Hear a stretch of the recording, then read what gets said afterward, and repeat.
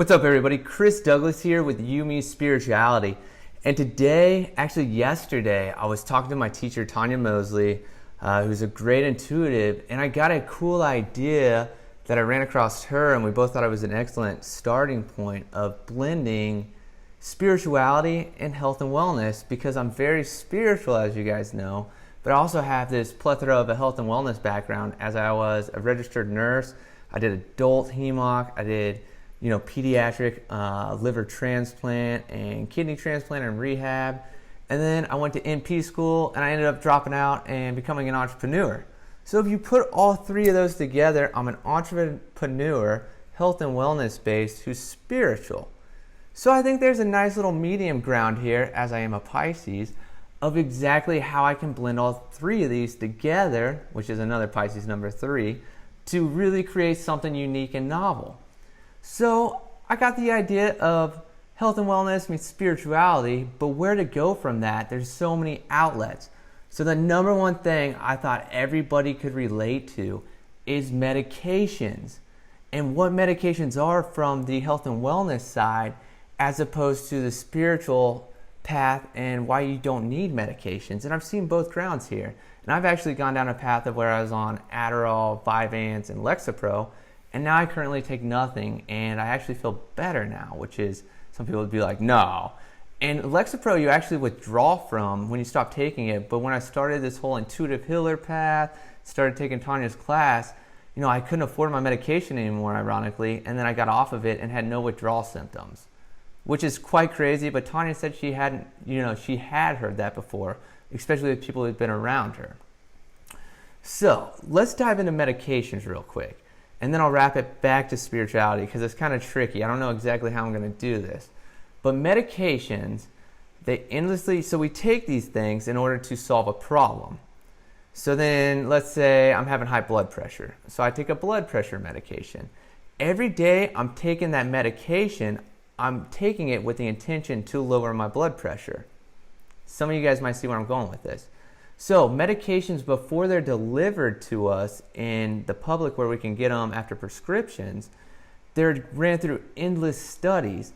And through these studies, one thing has been endlessly shown to be highly, research-driven or evidence-based, is the placebo effect. Now, here's where this ties. In spirituality, if you meditate, you create an intention for the day. Like mine was to clear my thoughts and really execute this video today. Ironically, I'm doing that.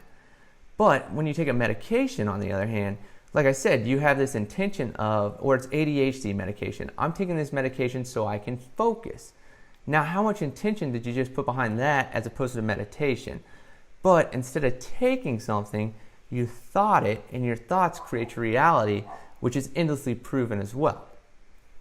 Chris, where are you going with this? Well, think of it this way. Ideally, we take medications with intentions that create a thought that creates the reality of what we want. But the placebo effect shows that 70, 80, 90% of people that didn't take the medication but were told they were taking the medication had the same effect as the people who took the medication, but they didn't have the side effects. Boom.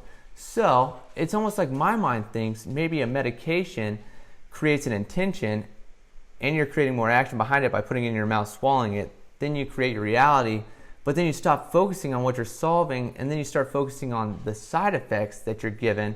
And then before you know it, you're going down this kind of rabbit hole of medications that you're endlessly taking to solve problems that other medications start. And then you endlessly rise this big industry called Big Pharma. And then next thing you know, you're spending a ton of money on something that you could have solved mentally. So the spiritual aspect of this is anything you think you can create. That's what 111 is all about in numerology. And if you've seen 111, 111 is simply telling you your thoughts are created in your reality, and what you think is what you create. You're the creator of your own reality. So focus on positive thoughts and think about where you want to be, and then you'll be there. Now everybody, and this is why Big Pharma is a big deal, because they want an instant result. But if you focus on these thoughts and create these intentions daily and do it more than one day, more than just once, you endlessly wire this thing we call your subconscious mind to really create the reality that you're looking for. And you'll endlessly see that how you wire yourself is how you like desire yourself, or where you're going with that. Because think about this, if you're endlessly negative, you're endlessly thinking about stuff that's not working out for you, you're going down a rabbit hole of just endless resistance that you're putting yourself in. And for some reason, us as humans love to look for simple answers and love to put ourselves in situations where we're endlessly making ourselves stronger, but we don't realize it. And then one day we all have this epiphany where we're like, oh my gosh, I should be doing this. And why have I been thinking this forever? And then it gets you out of the slump. And most people get a spiritual awakening when that happens.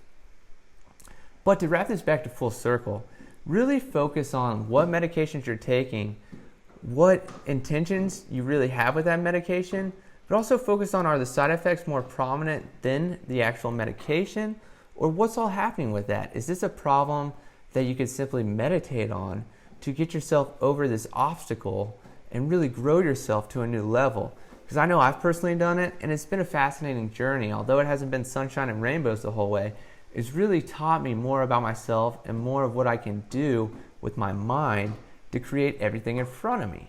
So, if you guys have any questions, thoughts, comments, concerns, I'd love to answer any questions. I'd also love to hear some responses on this too, because it is a different topic nobody's really chased. But as an intuitive healer, I feel like this is kind of an area that I have a lot of background in, especially from the medical side, that I pushed away from and grew down this spiritual path that has endlessly been enlightening me this whole time. So thank you for watching. Make sure you guys subscribe, share, and like I said, comment back. Thank you and have a nice day.